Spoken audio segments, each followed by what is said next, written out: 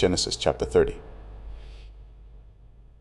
God remembered Rachel. When Rachel saw that she bore Jacob no children, Rachel envied her sister. She said to Jacob, "Give me children, or else I will die."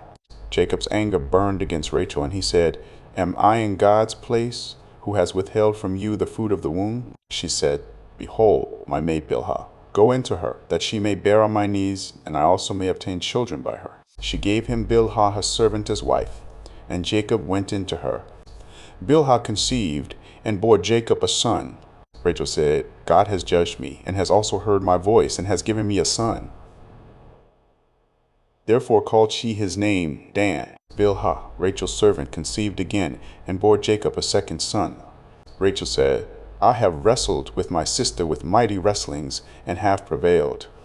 She named him Naphtali. When Leah saw that she had finished bearing, she took Zilpah, her servant, and gave her to Jacob as a wife. Zilpah, Leah's servant, bore Jacob a son. Leah said, "How fortunate!" She named him Gad. Zilpah, Leah's servant, bore Jacob a second son. Leah said, "Happy am I, for the daughters will call me happy." She named him Asher. Reuben went in the days of wheat harvest, and found mandrakes in the field, and brought them to his mother Leah. Then Rachel said to Leah, "Please give me some of your son's mandrakes." She said to her, "Is it a small matter that you have taken away my husband? Would you take away my son's mandrakes also?" Rachel said, "Therefore he will lie with you tonight for your son's mandrakes." Jacob came from the field in the evening, and Leah went out to meet him and said, "You must come in to me, for I have surely hired you with my son's mandrakes." He lay with her that night. God listened to Leah, and she conceived and bore Jacob a fifth son.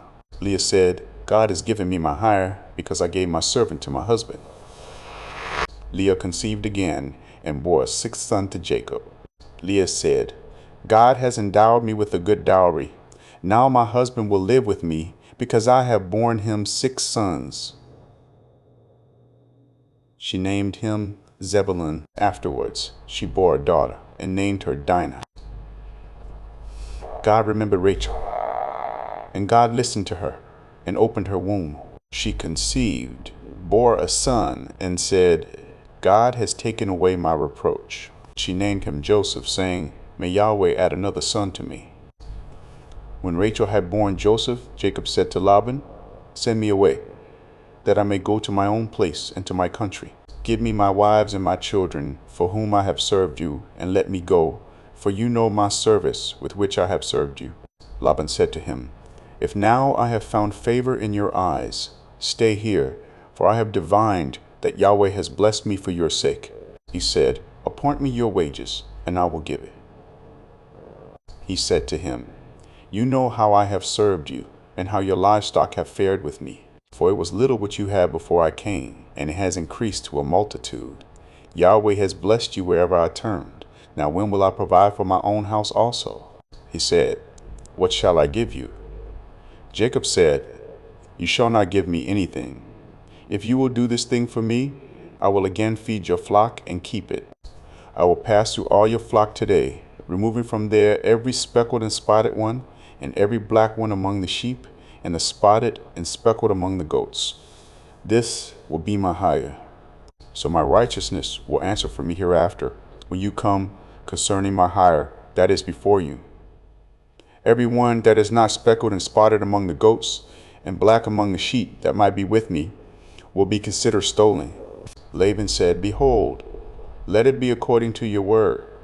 That day he removed the male goats that were streaked and spotted, and all the female goats that were speckled and spotted, every one that had white in it, and all the black ones among the sheep, and gave them into the hand of his sons. He set 3 days' journey between himself and Jacob fed the rest of Laban's flocks. Jacob took to himself rods of fresh poplar, almond, plane tree, peeled white streaks in them, and made the white appear which was in the rods.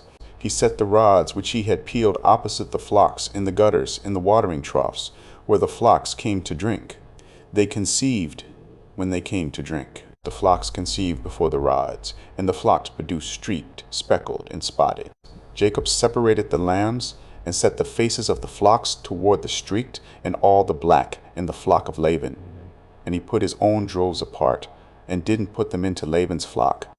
Whenever the stronger of the flock conceived, Jacob laid the rods in front of the eyes of the flock in the gutters, that they might conceive among the rods. But when the flock were feeble, he didn't put them in. So the feebler were Laban's, and the stronger Jacob's. The man increased exceedingly, and had large flocks, female servants and male servants, and camels and donkeys. Rest in his word. Subscribe, and continue through the word.